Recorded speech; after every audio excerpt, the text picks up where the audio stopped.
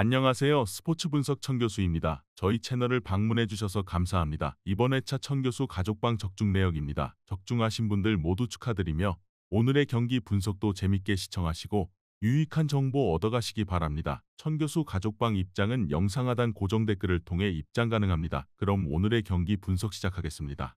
6월 22일 유로컵, 코파컵 4경기 분석 시작하겠습니다. 첫 번째로 슬로바키아 대 우크라이나 경기 알아보겠습니다.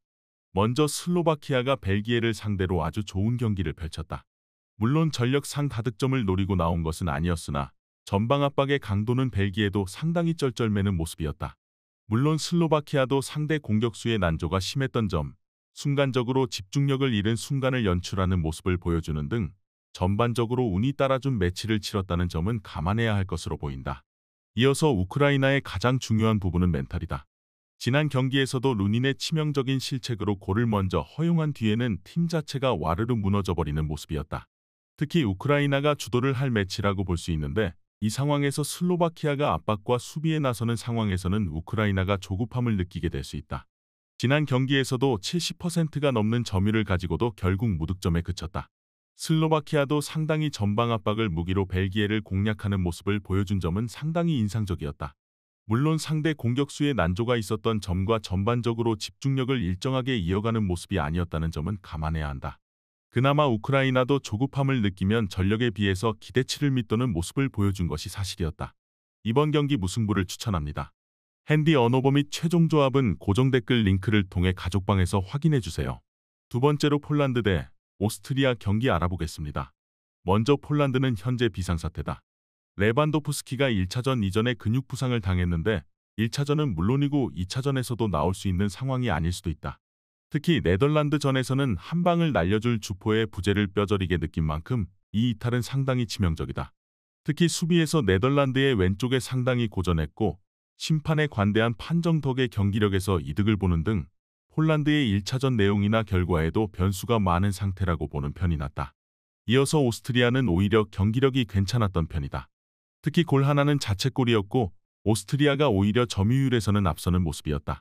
특히 프랑스와 동일한 이외의 빅찬스를 만들어내는 등 무득점에 그친 것은 아쉬웠어도 공격 전개나 경기력의 문제가 크지 않다고 진단할 수는 있을 것으로 보인다. 폴란드를 상대로는 아주 확실히 밀어버리는 상황을 만들 가능성이 높다.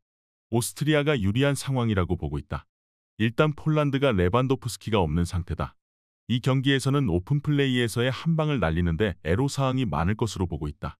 오스트리아도 프랑스를 상대로 꽤 안정적인 흐름과 수비와 공격에서의 찬스메이킹에서도 아주 밀리는 모습은 아니었다. 이번 경기 오스트리아 승을 추천합니다. 핸디 언오버 및 최종 조합은 고정 댓글 링크를 통해 가족방에서 확인해주세요. 경기 분석 잘 보고 오셨나요? 다음 경기 분석 보시기 전에 천교수 가족방 입장하시는 법 안내해드리도록 하겠습니다. 첫 번째로 영상 하단 댓글을 클릭해주세요. 두 번째로 링크를 클릭하신 후 세 번째로 채팅 참여하기 클릭하셔서 문의 주시고 답장 기다려주시면 됩니다. 남은 영상, 유익한 정보 얻어가시길 바라며 이어서 다음 경기 분석 시작하겠습니다. 세 번째로 네덜란드 대 프랑스 경기 알아보겠습니다. 먼저 네덜란드의 이번 경기 플랜은 철저하게 잠그기가 될 가능성이 높다.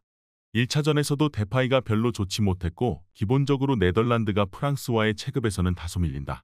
일단 1차전도 이겨놨으니 프랑스를 상대로 비기고 3차전 오스트리아와의 매치에서 유종의 미를 거두면 된다는 생각이다. 반다이크, 더리우트, 아케 같은 수비진들은 프랑스의 실력에 뒤진다고 보기는 어렵기도 하다. 이어서 프랑스는 음바페가 코뼈 골절로 유로 전체를 빠질 수도 있다. 출혈이 상당히 컸던 것으로 보아 일단 2차전은 뛰기 어려울 수 있다. 다만 최전방으로 뛰었을 때 더 좋은 조합은 지루가 최전방에 나왔을 때라는 평가가 중론이다. 그리즈만도 연계와 포스트 플레이에 능한 지루와의 호흡이 더 좋을 가능성이 높다. 1차전에서는 상대의 자책골 이외에는 골을 기록하지 못했는데 2차전에서는 어느 정도 이 양상이 달라질 수 있다. 프랑스는 일단 지루가 나온다면 상당히 1차전보다 공격 전개가 더 나아질 가능성이 있다. 물론 네덜란드가 2차전에서는 상당히 보수적으로 나올 가능성이 높다는 점에서 프랑스도 네덜란드를 만만하게 보기는 어려울 것으로 보인다. 물론 공격진의 체급에서는 전반적으로 프랑스가 앞선다고 보는 편이 좋겠다. 이번 경기 프랑스 승을 추천합니다. 핸디 언오버 및 최종 조합은 고정 댓글 링크를 통해 가족방에서 확인해주세요. 마지막으로 페루 대 칠레 경기 알아보겠습니다. 먼저 페루는 전반적인 노쇠화가 눈에 띄는 상황이다. 이번 엔트리에서도 25세 이하의 선수가 7명뿐이다. 특히 아직도 40세의 게레로가 경기를 이끌어야 하는 공격진의 부진이 상당히 심각한 상태다. 그나마 포사티 감독이 우루과이나 카타르를 맡아서 강호들을 상대로 꽤 수비와 역습으로 재미를 보던 성향이 있다는 점은 희망적일 수 있을 것으로 보인다. 문제는 그 수비가 전부라는 것이다. 페루는 남미 예선에서도 파라과이에게도 졌을 정도다. 이어서 칠레도 산체스와 비달 등 기존 자원들의 세대 교체가 상당한 과제였다. 하지만 오소리오와 브레레톤 디아스 등 측면 자원에는 어느 정도 젊은 피가 수혈된 모습이다. 실제로 파라과이와 프랑스를 상대로 다득점에 성공하는 모습이었다. 산체스가 중앙 공격형 미드필더로 내려오면서 스피드를 살리는 것보다는 시야를 바탕으로 경기 운영에 집중하면서 경기 조립에서의 실마리는 찾은 상태라고 본다. 칠레가 적어도 측면 자원들에서의 젊은 피가 수혈된 상황임은 명백하다. 페루는 여전히 세대 교체가 더딘 상황이고 남미 예선에서도 부진하던 파라과이와 칠레에게도 지는 모습을 보여준 바 있다. 칠레가 프랑스나 파라과이 상대로도 전적이나 골 기록은 괜찮게 쌓았던 모습이었다. 이번 경기 칠레 승을 추천합니다. 핸디 언어버 및 최종 조합은 고정 댓글 링크를 통해 가족방에서 확인해주세요.